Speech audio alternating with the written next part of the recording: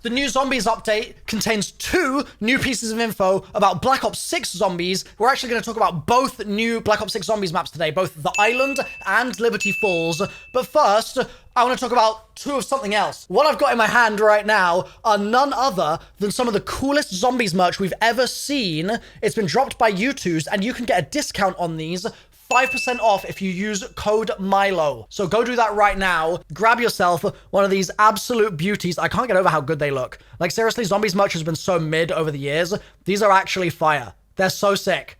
5% off, use code MILO. I'll place them down here so they're keeping me company while I record today. So let's start with the new info about Liberty Falls, and then we'll talk about the island map afterwards. Oh, and Richtofen might be mentioned in this video as well, so stay tuned for that. Several months ago, we had leaked info from the strings in the game files of Modern Warfare 3 Zombies, which hinted towards the fact that we would be getting some kind of Black Ops 6 Zombies teasers in intel later on in the year. And that time has finally arrived now. And so the kind of context and the setup of all this is as follows. This is none other than Crystal Miller. She is one of the characters that speaks into your ear in Modern Warfare 3 Zombies, and she's a pretty crazy lady, but she's also traumatized. She has a problem because she has some kind of personal history with an outbreak event from the 90s that we don't really know much about. And she explains this to Ravenov in a conversation they have, because all of the Modern Warfare 3 Zombies crew, aside from Ravenov, are pretty confused as to why Ravenov seems to know so much about zombies and why he's even there in the first place. And so there's a bit of tension in the team, but through the conversation I'm about to play for you now, Miller learns that Ravenov actually has even more insights than she could have ever possibly imagined. Excuse me, Ravenov. Feel free to send me a pack in, but I've noticed you're not rattled by anything going on here. Also, people have been saying Green didn't have a choice in bringing you on board. My expertise came at a high price. Being here, it is my duty. We all have our instructions. I got history with this kind of thing, too. The place I grew up, it was a town by the name of Liberty. My God. You were there. Notice how she kind of got cut off by Ravenov there? The town of Liberty. Oh, nope. Don't say any more. That would be spoiling the zombies map name too quickly. And so I made this massive rabbit hole theory weeks ago, suggesting that it wasn't just going to be this made up town of Liberty Falls. It was actually going to be Harper's Ferry, right? And I showed you guys the links to Tranzit that are in Harper's Ferry and all the crazy stuff. It's linked on screen right now if you want to go watch that video. It was a huge discovery. Anyhow, this particular radio goes on to say the following. But you would have been so young. How did you possibly... Hold up. You know about what happened? Every pencil neck I've ever spoken to said those files were sealed. People, they tell me things. I know it was a tragedy. Okay, we know it's a tragedy now. Interesting. This isn't a happy story that we're approaching. And then the radio finishes off. Well, shit. I've kept my mouth shut, worked my ass off in the service, and convinced the powers that be to assign me to Deadbolt, just to find out that you're the one with the answers? Perhaps I can help. When you have time, record what you remember, and I can do my best to connect the dots for you. Separate fact from fiction. You do that? I promise. Deal. Now, that means you can't go dying on me. I am good at keeping promises. So he sets her up to talk to him at some point via radio recording, how convenient, about some of the stuff that she experienced in this town of Liberty. Oh, and it's that update that we now have today. And remember, this is just one of 2 new things that we're going to be talking about here. So the story that you're about to hear is a story directly from this Liberty Falls town, which is the location that one of these Black Ops 6 Zombies maps takes place in. So it's backstory for the on-disc content. And any locations that she refers to in this audio recording, any people that she's maybe referring to, the context of the time, all of that is directly relevant to what we're about to be playing in Black Ops 6. Ravenov, I know you told me to record this when I had time. Well, I'm making time.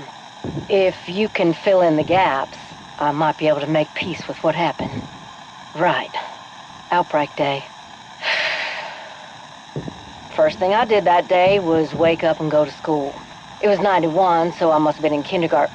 No, wait. First grade. Sometime after recess, there was a fire drill. When everyone filed out onto the playground, we found our parents waiting for us. I was so excited to see Mom and Dad. I didn't notice how scared they looked. At this point, it kind of sounds to me like almost a Last of Us situation. Like, you know how The Last of Us begins? And it's kind of normal, but then you start seeing signs of maybe zombie outbreak on like the TV, and then the neighbors are acting funny, and then you drive through town and it's even crazier and it just gets worse and worse. That's really a similar sentiment to what I feel like this radio sets up, which is pretty damn cool. We don't get that super often in Call of Duty Zombies, so that's nice. Let's keep it rolling. I didn't notice how scared they looked. I thought they'd planned something special, like we're gonna go to the bowling alley or something. This is interesting because it's a call out to obviously a bowling alley, which is something that is in Transit. And I've been talking about the fact that I feel like this Liberty Falls map, or whatever its sort of final production name is going to be, I think it's very much inspired by Transit. I don't think they're necessarily going to copy buildings one-to-one, so I don't think we're going to be walking through the exact same structures that we were in Transit, but I think that there's going to be thematic links all over the place. And so the fact that there's a bowling alley being called out here, and obviously the bowling alley in Transit is right in the middle of town, that is no coincidence in my mind. Let's keep it playing. Before I knew what was happening, Mom grabbed me by the wrist and ran. I had no idea where we were going. Now that I think about it, she probably didn't either. Dad had his hunting rifle with him. He was just ahead of us, but I kept losing sight of him because he was always ducking around corners.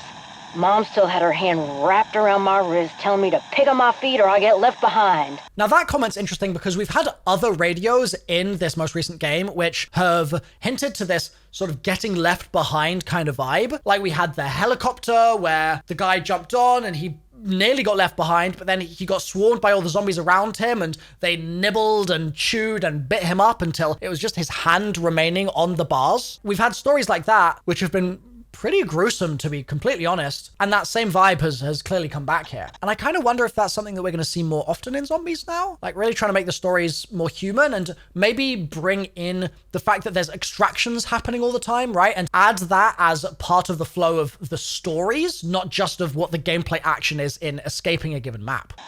Our little town must have been in chaos, but I didn't notice any of that. All I could do was focus on staying upright. I tried to keep up, I really did. But my legs were too short and we were running so fast. I cried, begging Mom to slow down, but she just tightened her grip and kept her eyes straight ahead, saying over and over, "Pick up your feet, baby girl, or you're gonna get left behind." I tried to get Dad's attention, get him to tell her to stop, but he bolted down the alleyway by Ollie's comics. Now, this is interesting. So she says that her dad bolted down the alleyway by Ollie's comics. Now, I have a reveal to tell you guys that I've been holding in my heart for a really long time, and it's taken a lot of confidence building in me to get to a point where I can tell you about it. So I'd like to tell you that I'm British. And because of that, I'd never heard of Ollie's before. Like, we don't have stores here called Ollie's. But I looked it up, and Ollie's is like a massive kind of retail outlet type thing, I guess, in the US. And so granted, she's talking about Ollie's comics here, but I also looked it up, and Ollie's, the outlet, does sell comics pretty often. So I was like, oh, okay, that's pretty interesting. Is there like an Ollie's nearby Harper's Ferry, the real life location of where I think this map takes place? And yeah, there's one 20 minutes away. So just another cool kind of real life link there. Even if it's not a one-to-one thing, it's certainly fair, I think, to say that there's some inspiration happening between what's there in real life and retail outlets and malls and stuff being much bigger a part of society, I think, in the 90s also. So there's even more overlap there. I love that stuff. Let's keep it playing. That's when I heard a loud crash, something growled, Dad started screaming. And then the rifle went off. Mom just kept running. I think that's enough for today.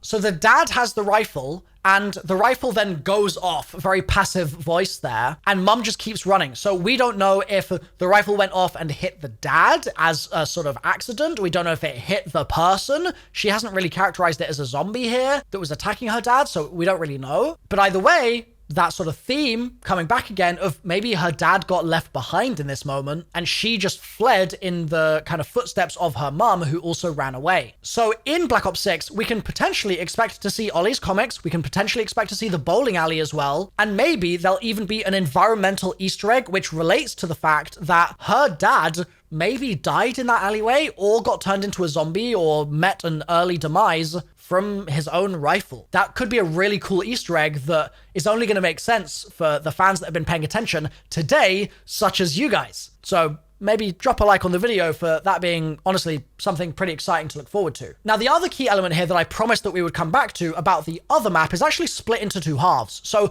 one of these might be this Richtofen mention that I alluded to at the start of the video. So there's a message from the station chief, and it says, "This is a message for Station Chief Laswell. You know who I am. I trust my identity and status have been appropriately communicated to you. The news is not good. It's bad in exactly the way we wanted to avoid. The clock's run out. We must mobilize immediately. Code word Tangerine. Further details and precise coordinates of affected area to follow." Now, granted, in the Modern Warfare 3 Zombies timeline, Richtofen would be hella old. So I'm not necessarily guaranteeing by any means that this is a Richtofen reference, but the fact that he's talking or she's talking in this way, saying, "You know who I am. I trust my identity and status have been appropriately communicated," those just kind of give Richtofen vibes as the director. That's very similar to the sorts of stuff that he was doing in Cold War. But it's interesting that there's this code word Tangerine. I wonder what that is. Leave your thoughts in the comments down below. That would be really awesome to hear some theories on that. But the more pertinent thing to Black Ops 6 is that we have this bio, and I believe this was found by someone called Tranzit, but we have this bio for James Fletcher, one of the main kind of new characters in Modern Warfare 3 Zombies. His date of birth is 1972, and the message states that